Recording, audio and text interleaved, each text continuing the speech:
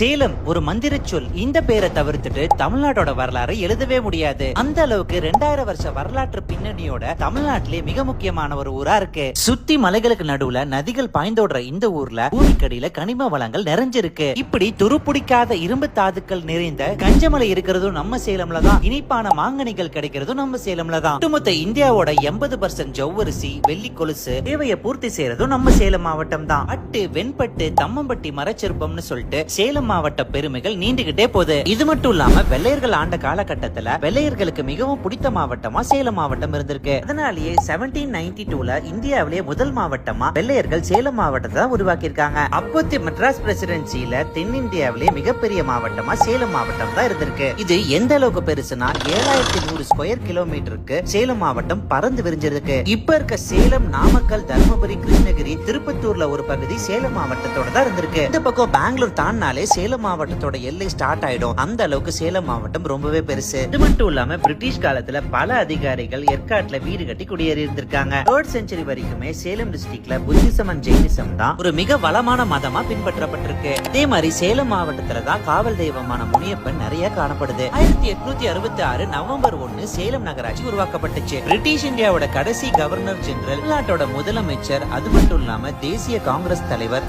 பிதா மகாத்மா காந்தியோட சம்பந்தியான ராஜாஜியோட அரசியல் பயணம் தொடங்கினதே நம்ம சேலம்ல தான். ராஜாஜி மாதிரி பெரிய பெரிய தலைவர்கள் பொறுப்பு வகித்த சேலம் நகராட்சி உருவாக்கப்பட்ட தினமான இன்று நவம்பர் 1 சேலம் தினமா கொண்டாடப்படுது. இது மட்டும் இல்லாம சேலத்துக்கு இன்னும் பல பெருமைகள் இருக்கு. இதெல்லாம் சொல்லி முடிக்க ஒரு நாளே பத்தாது. அதனால சேலத்துல வாழ்ற அனைவருக்கும் சேலம் தின நல்வாழ்த்துக்கள் சொல்லி நான் இந்த வீடியோ முடிச்சுக்கிறேன். மேலும் இந்த மாதிரி யூஸ்ஃபுல் அப்டேட்ஸ்க்கு ஸ்மார்ட் சேலம் பேஜை ஃபாலோ பண்ணிக்கோங்க.